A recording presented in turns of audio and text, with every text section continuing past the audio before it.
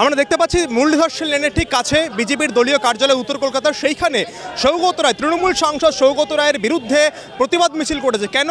সৌগত রায় সেনাবাহিনী, ভারতীয় সেনাবাহিনী এবং ভারত বিরোধী মন্তব্য করেছেন বলে অভিযোগ করছে বিজেপি নেতৃত্ব। এবং আমরা দেখতে পাচ্ছি যে তপগ্ন ঘোষ রয়েছেন এবং বিজেপি নেতাকর্মীরা, দেখাতে বলবো সত্যিকে যে গোটা এলাকার চত্বর ছবিটা টায়ার জ্বালিয়ে কার্যত মিছিল করছে।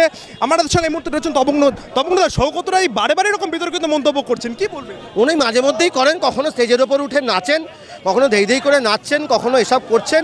ওনার কী হয়েছে জানি না।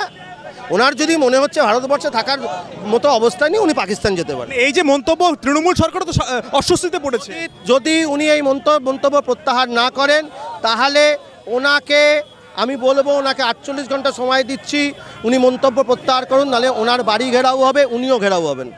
একেবারে তপগ্ন ঘোষ বিজেপি নেতা, তিনি যেমনটা বললেন যে সৌগত রায় তার যে মন্তব্য, সেই মন্তব্য থেকে তিনি যদি ক্ষমা না চান বা প্রত্যাহার না করেন, তার বাড়ি ঘেরাও হবে, তাকে দেশ থেকে ফেলার দাবি করছে, এমনটাই কিন্তু বলছেন তপগ্ন ঘোষ। ক্যামেরা শক্তি ব্রহ্মর সঙ্গে দীপন সরকার, আজ বাংলা।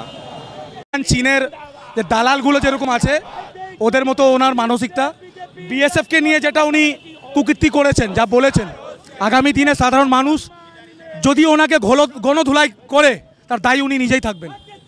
আজ সিপিএম রাস্তায় নেমে ভারতের বিরুদ্ধে, পাকিস্তানের পক্ষে রাস্তায় নামছে। কলকাতার বিভিন্ন ওয়ার্ডে যখন জল বন্ধ করা হয়, এই নাকুশেকুড়া রাস্তায় নামে না, এই সৌগত রায়রা রাস্তায় নামে না। পাকিস্তানে জল বন্ধ আছে, সেটা নিয়ে এদের মনে অনেক ব্যথা।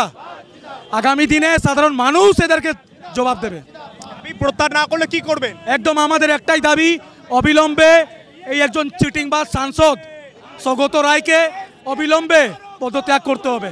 না করলে আজকে আমরা শুরু করেছি, আগামী দিনে আমাদের আরও বৃহত্তম আন্দোলন হবে যুব মোর্চার পক্ষ থেকে।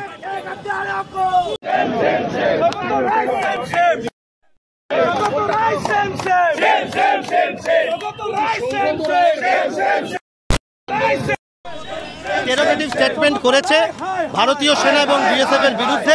ইমিডিয়েটলি ওনাকে বলবো, ক্ষমাপ্রার্থী না হন তাহলে ওনার বাড়িও ঘেরাও হবে। এরম সাংসদ ভারতবর্ষের দরকার নেই, যে সাংসদ দাঁড়িয়ে ভারতীয় সেনার মনোবল ভাঙার চেষ্টা করে এবং ভারত যখন ঐক্যবদ্ধভাবে এই পেহেলগাঁও হামলার প্রতিশোধ দিচ্ছে ওই পাকিস্তানের বিরুদ্ধে, টেররিস্টদের বিরুদ্ধে, তখন সৌগত রায় যখন এইসব মন্তব্য করেন, তখন এই ঘৃণ্য রাজনীতি, নোংরা রাজনীতি, তার বিরোধিতা করি আমরা।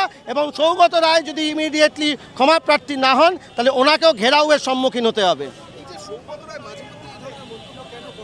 ওই যে লিখে দিচ্ছি তলায় আমরা, দাদুকে বয়কট করুন। দাদুর মাথাটা হয়তো খারাপ হয়ে গেছে, উনি উল্টো পাল্টা স্টেটমেন্ট করছেন, কখনো ধেই করে নাচছেন স্টেজের ওপর। এখন ভারতবর্ষের বিরুদ্ধে চলে গেছেন। যদি পাকিস্তান যেতে চান বলে দেবেন, পাঠিয়ে দেবো আমরা।